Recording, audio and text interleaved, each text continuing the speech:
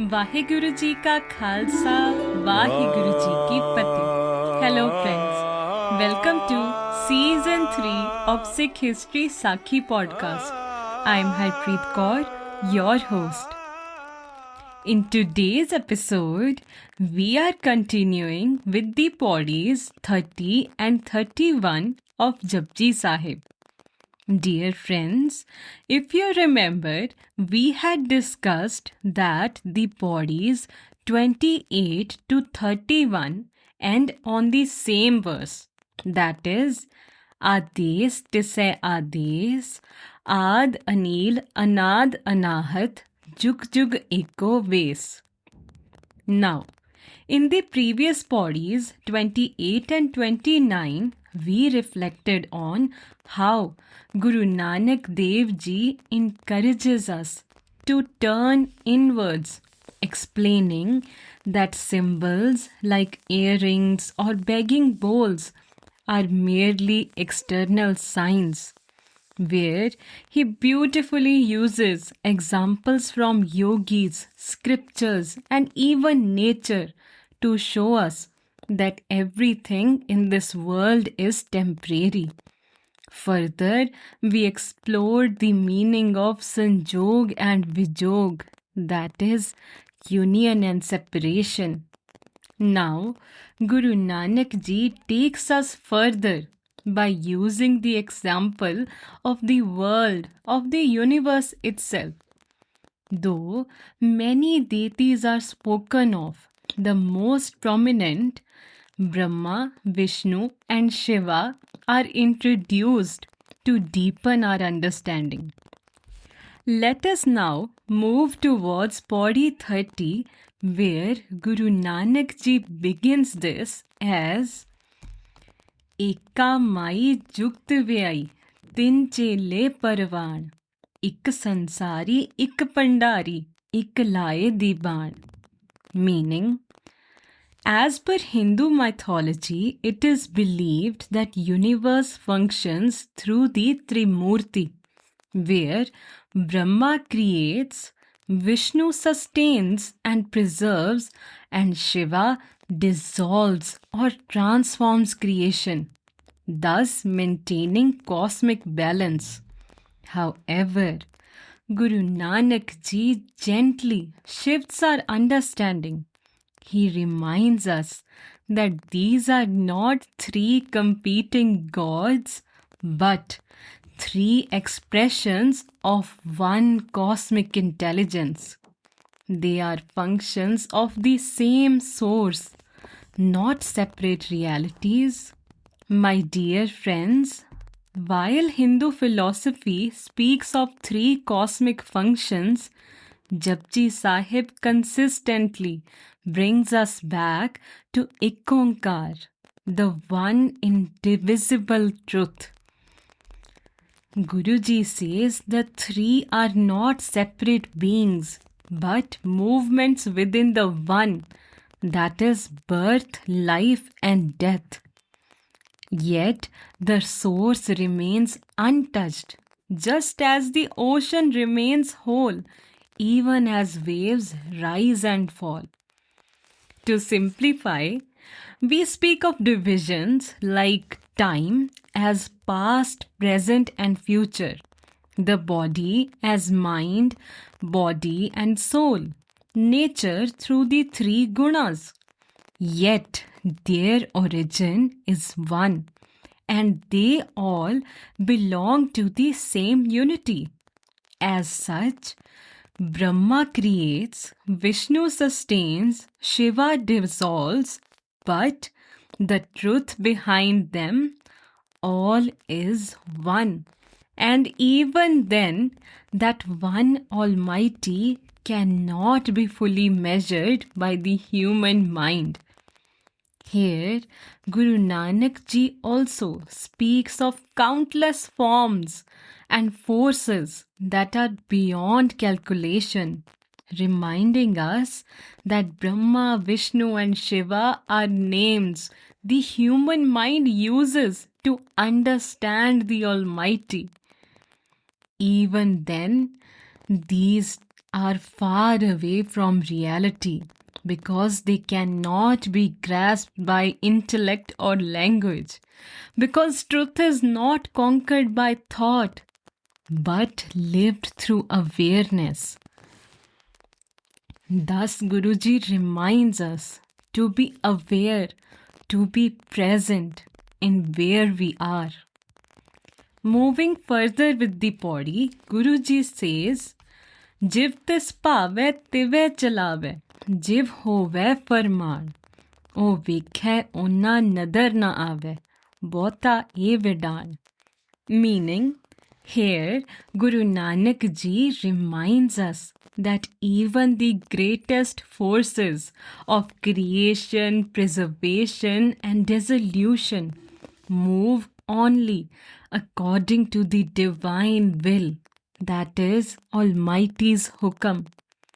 Friends, whatever we do, whether our actions are virtuous or mistaken, whether we move closer to the Almighty or drift far away, we can never ever step outside His boundaries. He is always close. The entire play of the world continues only by His divine hukam. Nothing exists beyond Almighty's reach, and nothing happens without His will. And yet, my dear friends, here lies the mysterious truth that Almighty sees all of us, but no one can truly see Him. He watches over every soul, every moment, every breath, yet remains unseen. This is the wonder of Almighty, present everywhere, guiding everything, and still beyond all human reach. And lastly, Guruji reminds us again, Ades tise ades, Ad anil anad anahat, Jug jug eko ves. Meaning, Guruji says that one should bow down to only one eternal Lord who is pure, without beginning or end, untouched by illusion and unchanging through all ages. Bow anywhere, temple, mosque, gurdwara or church, but remember, all respect belongs to Almighty alone, the one who was and will always be. This body invites us not into ignorance but into humility. True wisdom arises when we stop trying to grasp the divine with ego and instead soften into silence, surrender, and wonder. Now, moving towards body 31. Guruji says, Asan loe loe pandar, jo kich paya so ekavar. Meaning, my dear friends, as human beings, we often live in constant worry about tomorrow. Well, I do. The pressures of life, work, health, responsibilities, they can all feel overwhelming. But at the center of it all lies one deep anxiety for all of the humans. That is, will there be enough? Enough food? Enough security? Enough stability? At times, these worries become so heavy that even our faith begins to shake. We start wondering, is God with me today? And will He be with me tomorrow? But have you wondered that animals, plants do not live with these fears? They do not plan or calculate, yet their food arrives. We, on the other hand, are given intelligence, hands, and a conscious mind, not to live in fear, but to participate in creation, to serve, and to uplift the world. Imagine we have the power as humans. Still, we complain, forgetting the deeper trust that we are meant to carry. Through this body, Guru Nanak Ji reminds us with clarity and authority that the divine resides everywhere throughout the universe. The Almighty has a seat of authority, that is Asan, in world after world, and every realm and every world is abundantly provided for.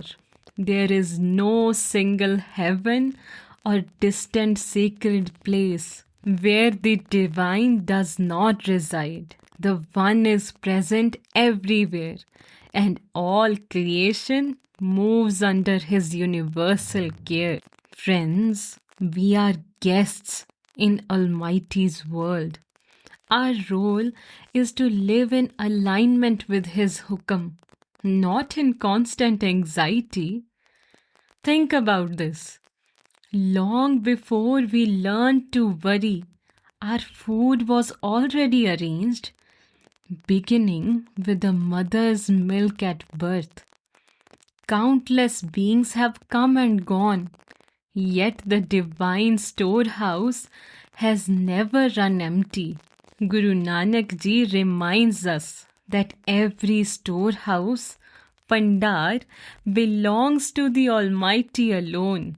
Whatever was meant to be placed within creation was placed there fully and perfectly, once and for all.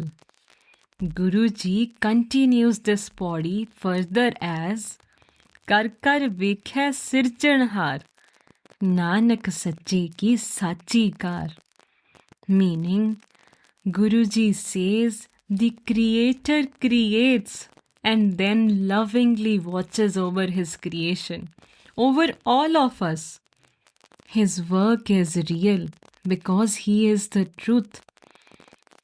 He reminds us that the divine does not create and leave. He remains present, caring for all. When we align our actions with truth, our life too becomes true and meaningful. Friends, when we remember this, fear leaves, trust deepens, and life begins to feel less like a burden and more like a blessing. Lastly, Guruji says, Ades tisai ades, Ad anil anad anahat, Jug jug eko ves. My dear friends, Paudis 28 to 31 thus teach us a profound lesson to look beyond rituals and understand the deeper truth of life. Thus, ending each body with a beautiful reminder that the divine is one, eternal, pure, and unchanging. When we live with this awareness, we stop chasing illusions and start living in truth. I hope this brings some peace to your hearts. Thank you.